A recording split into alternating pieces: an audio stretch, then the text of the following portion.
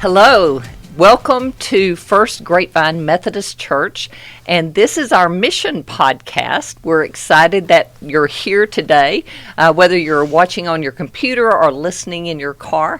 I'm Dr. Keva Green. I'm one of the pastors here, and I have some special guests with me today, Sue and Debbie, and they're going to be introducing themselves and telling you a lot more about themselves and the ministries that they have been involved in. And of course, we always have Paul with us. He's here to make sure that we look good and sound good. So we're thrilled to have him.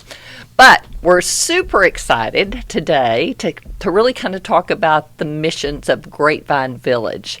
But first, I would love for y'all to introduce yourselves, and then let's get started on how all this ministry got going. So, Debbie, you want to kick it off? Sure. I'm Debbie Price. I've been a member here, I guess now 31 and a half years, and over the years I've done all kinds of things. I taught children's choir, I did VBS, I did a lot of things, but once that we really got rolling with our outreach and things like that, I became very passionate and with my involvement with Grapevine Village and Costa Rica as well. But that's kind of become my life's work, and where I serve at church mostly is through that ministry. Good. And Sue? I'm Sue Schultz. I've been a member here for 40 years. Wow. And raised all of our children here. I tend to just do the fun stuff at church, which we call our Grapevine Village a ministry, but we have a lot of fun. We do many things with the residents of Grapevine, and feed them, we play with them, and so I do most of the fun stuff. Good. All right, well, fill me in on how all of this got started, because, we kind of know that often churches can be kind of focused inward, and that can be a problem, and yet we need to be watching out for our community. So, fill me in on how everything got started. That's you, Debbie. Yeah. Okay. So, just briefly, and those of you who know this already, who are listening, just bear with me. I'll try to keep it brief. But it was about 2006, and we had a new pastor. I know y'all have had Kenda Deem on before, and her husband Ken became our pastor. And I happened to be on a leadership committee at that time. And so, kind of our second or third meeting, the question was asked, so what are we doing outside of our church walls? And we kind of looked around the room, and there was another church that was ministering to the Grapevine Housing Authority, which literally backs up to our property. And we had the thrift shop, and the thrift shop is amazing, has always been amazing, jewel in the crown of missions. But we really were hard pressed to figure out where we were reaching out. So that just started a whole movement of looking outside of our church walls. And so Kenya became part of that, Costa Rica eventually became that, and then Latvia, and then, of course, our Grapevine Village. So that's kind of where we started, and it was just people coming up with ideas. The one thing that has sustained through the entire process is sort of what our vision of outreach would look like for the church, which is in relationship. It was not us coming in and saying, we see that you need this, so we're going to give you that. Or it was not us defining the needs. And that was especially true in Grapevine, because where we started primarily was in a Hispanic, Spanish-speaking community that's less than a mile from our church, that had a lot of physical needs. So that's kind of how we started, and I think our vision is still the same throughout all of our villages and through all of our outreach, which is to be in relationship with people and finding out how can we help, how we can make your life better.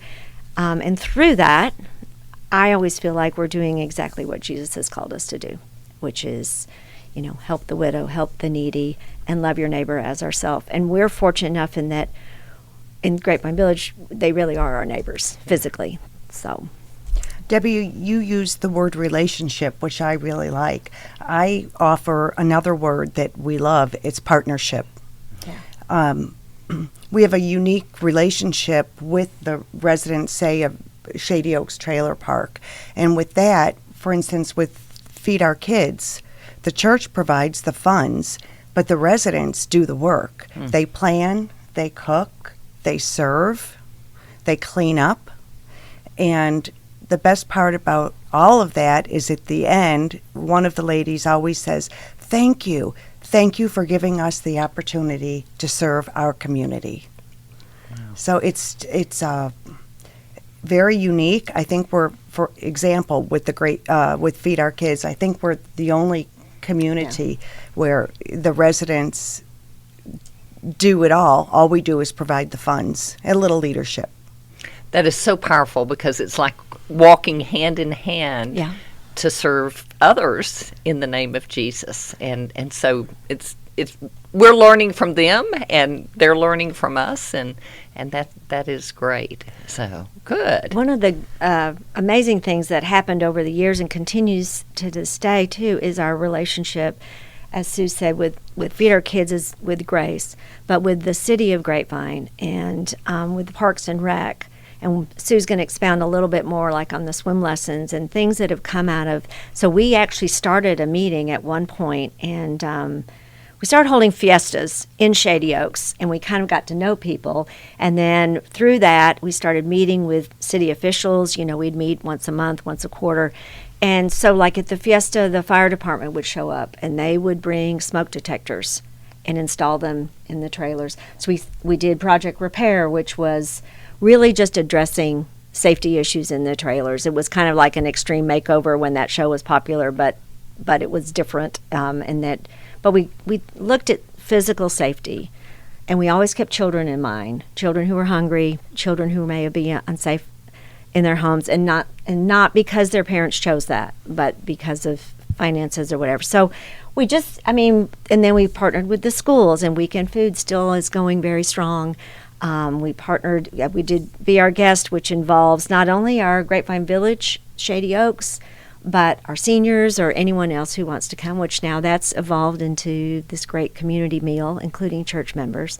So I think it's been interesting to see what has stayed and what has left, and all that I think is just important because it evolves. It evolves with, when we first started, we were the church. We were the church that was helping. And now we aren't that, and that's good.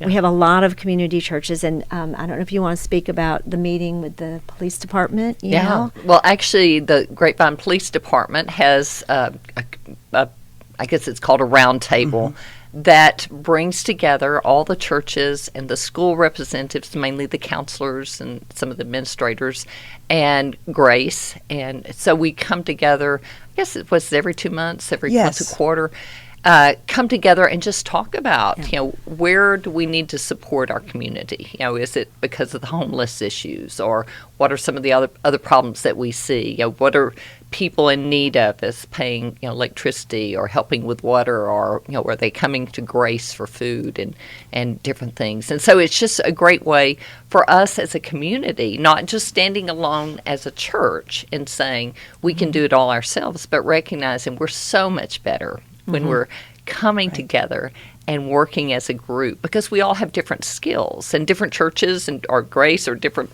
the different counselors can do different things to help. And so when we're pouring in, it makes a difference. Yeah. So I think that is so unique about this Grapevine, Colleyville, all this area around here. Yeah. Something I really like is the residents do know who they can call when they're in dire straits. Yeah. And they do reach out to us. Yeah. And if you remember the trailer that collapsed during a big rainstorm, you, Keva, got them set up through Grace in an apartment. And then one thing led to another. The thrift shop provided clothes. We can help really quickly. Because when you're in an emergency, you can't go through paperwork. Yeah. It's got to happen fast. So we partner with even our other ministries within our church. But the residents do know who they can call And I think that's, to me, the beauty of local ministry and local missions is that we've been doing this a long time. We've been doing it since 2008. And so those relationships are still here. And people have moved in. The cool thing about, like, Feed Our Kids is an easy example, is that we had a set of moms when we started, and Sue worked with them and in this model of them serving their community. And then when that dissipated, God provided a whole nother set of moms who were leaders. And then that leader moved, and we were doing a cleanup in Terry. We had another leader. So God has provided and blessed their leadership. And that excites me, and that's the fun, right? To see how God has moved, and my gosh, what a blessing it's been for me personally to be able to be a part of that. Yeah, it's big. Some of the other fun things we do, and once again, it's a partnership with the city, is swim lessons. Every year they give children 4 days of swim lessons. And the last couple of years we haven't had any hail. That's been really helpful. So, these children can swim now. And then on Wednesdays, the city allows us free swimming at Pleasant Glade Pool.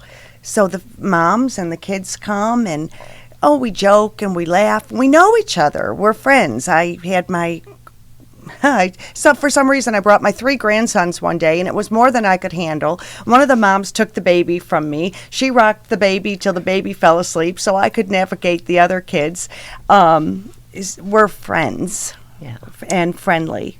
And then, of course, there's National Night Out, which is in October, and that's gotten bigger and better thanks to the city. They had a lot of city representatives there this year, and we cook burgers, and we know how to make that even better next year. But you put a bounce house out there for a couple $100, and that shows everybody, hey, we're having a party. So, Sue, did you feel like, how was the turnout from the residents in the area? Did you feel pretty good about that? Oh, yes. Yeah. I had to send Rick out to buy more burgers because we went through like 120 burgers. The first year we had just a handful of people. Yeah. And this year, they came and they stayed. And I would introduce myself to people, and they say, I'd say where I'm from, what church I'm with. They, we don't go to that church. We don't go there. I said, you know what? We're just glad you're here. Yeah. But then, of course, I always try to sell like Christmas Eve. Well, if you like this, you really ought to come Christmas Eve. We have a lot of fun on Christmas Eve. So we'd love them to be church members, but that's not our goal. Right. It's meeting our people. Yeah. And I think it says a lot of the trust that that people have in the church when they do show up, because there are people who are, especially right now, some tense times for families, and there's some fear involved sometimes in showing up in places where the police may be there or people they don't know. And I think they know this church, and they know the heart of this church, and if they don't know it, they have friends who know it. And I think that really speaks highly that we had such a great turnout, because you weren't sure if we would have a lot. So I don't know. Right. I just those things I think are really what Jesus is calling us to do. Yeah. We had the police chief Eddie Salome, who's retired, and he spoke up here at church many different times. And he came and spoke. We had a village day where we talked about all our different villages, and he said something that has stuck with me, which is, he said, your church is giving visibility to the invisible. And so sometimes that's what all it's about. We can't solve all the problems. Yeah. We can't fix it. There's not enough money in the world. There's not enough structure. But just, we use that word relationship. I know we probably get tired of it, in partnership, but I don't know what else to call it, because that's what it is. And I think that's showing Jesus' love and doing what Jesus has called us to do is what gives me such joy. Yeah. Well, it's part of our witness, and sometimes you can't share your faith with others if you're not showing that you care about them first.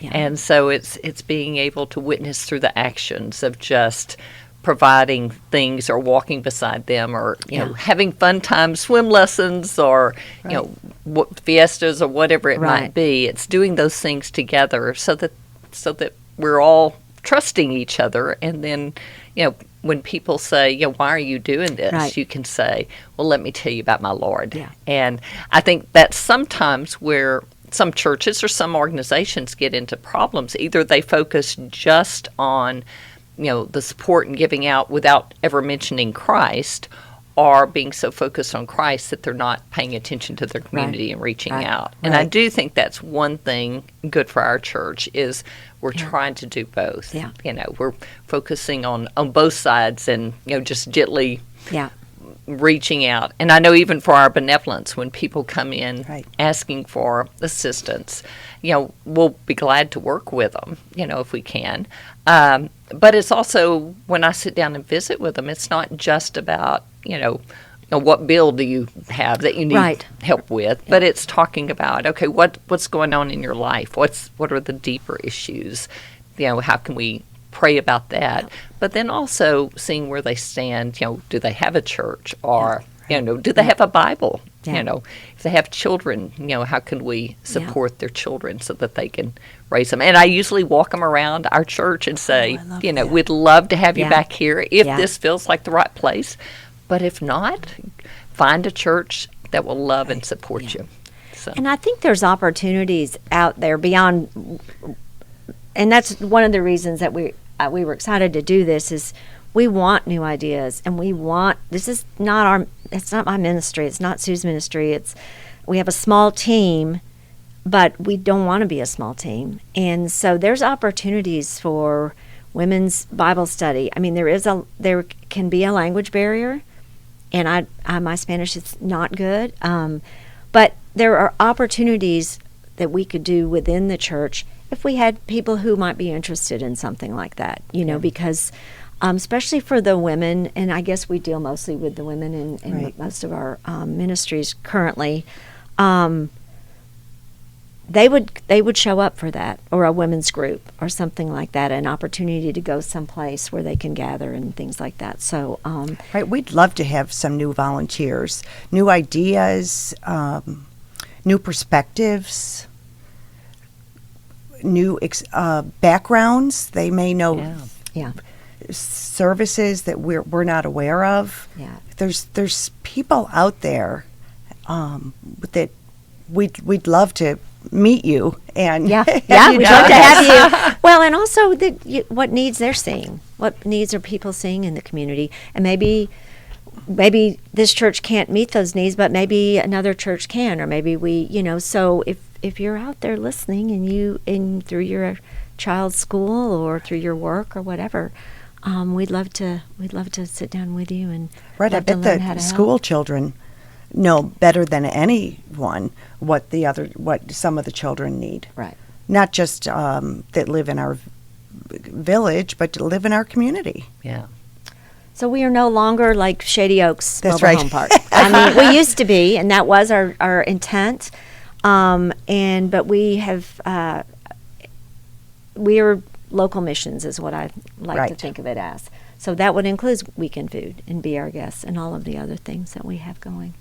Yeah. What are you interested in hearing about, Keva? We could talk forever. So, well, I will mention when I first came, and I've only been here a little over a year, but someone had given me the Heart for Missions book that Pat Laster and one of the pastors, John Mollett, had put together. Mm-hmm.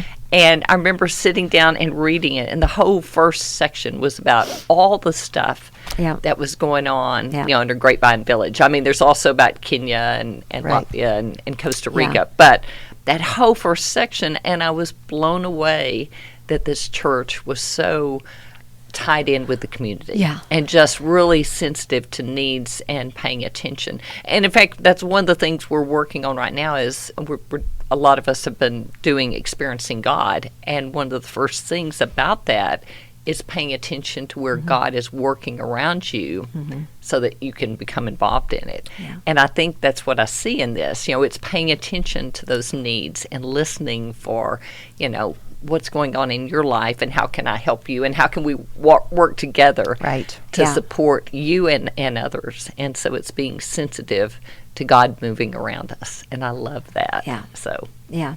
And I think that the landscape has changed. When, like I said, we were in the schools, we were doing Project Read, we were doing, a litany of things, but Blankets of Hope, which we are still doing.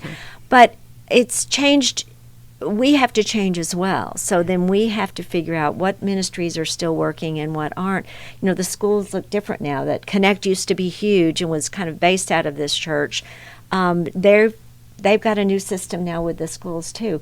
But it doesn't mean there's not a place for new ministries. And to me, it means there is a place. It's just they're going to look different, and that's good. That's not a bad thing.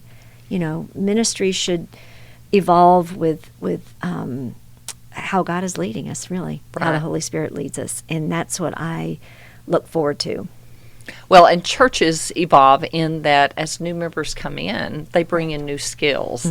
We've recently had a new member, and she can knit and crochet and do some things. And so, getting her involved with some of our existing ministries, but she's also an amazing photographer. So, there's some things that she's going to be wanting to work with, our media team, but also other ways to support.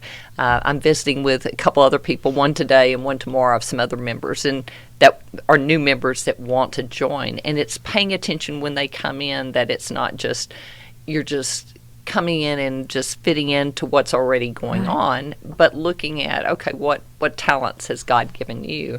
And recognizing they may bring something totally different or knowledge about the community that, we don't already know, that it's a way for us to get involved. So that's wonderful. With the Jubilee campaign, part of those funds are for new ministries. Right. So that's a perfect opportunity for someone that has an idea to come in and jump in and we'll all work together. Yeah. Well, in fact, one of the ministries that's fairly new, and in fact we'll possibly do a podcast on it in the next couple of weeks, is our car ministry.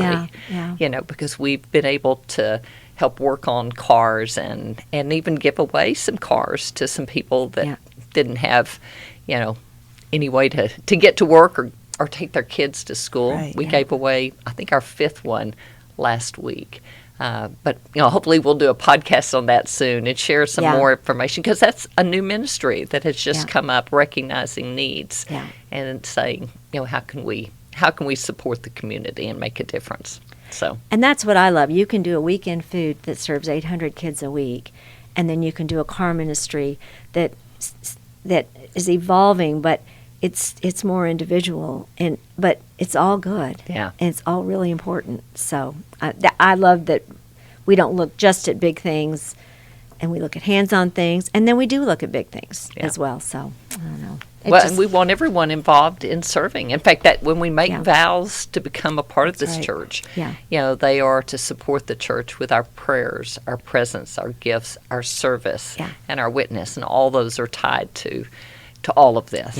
So, and I think I'd like to make a plug too, that when if you see something in e-news like Family Swim, or that, church members are invited.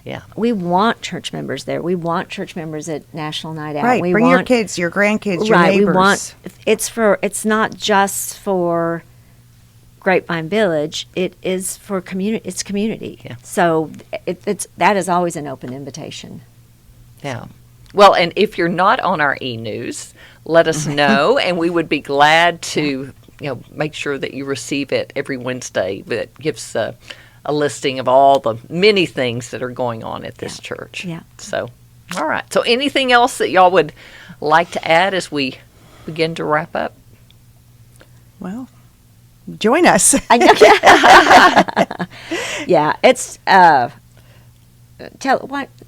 what has it meant to you, kind of, Sue? I mean, over the years, it gives so much purpose, so much satisfaction. We we've seen success. Some of the kids that we knew as young kids are engineering students, Wow. college engineering graduates, more than one, and other college graduates as well. But there's so much, you just take such pride when you see these kids, and oh my goodness, over the summer, from one summer to the next, they've grown up so, and oh, how is school going? And they say, well, I want to work in HVAC, and I'm going to go to Tarrant County Community College. It's like, it's fantastic. We celebrate this success. Yeah, and we endure the heartbreak because We do endure the heartbreak. and that's just part of it. I mean, it's been interesting to me because when we first started, we did a poverty simulation. But even before that, just learning what that looks like. I didn't grow up in poverty, so I don't know what it's like to be hungry. Interesting enough, we found out that we do have many church members who did grow up in those type of situations. But it just gives you a whole new perspective. It's like, I'm sure it's like, I've never been to Kenya, I've been to Costa Rica, but it just gives you a whole perspective on how big God is, and that everybody kind of wants the same thing. They want their children to be successful, they want them to be safe, they want them to be fed. And when you can find those commonalities, to me, is the beauty of it. And there are things that don't work out. There were lots and lots of things that didn't work out the way we wanted them to. But that's life too, right? And just being given this opportunity through God and through the church, for me, it's been life-changing. So, Yeah. and fun. True. Yes, it is. Good. Indeed.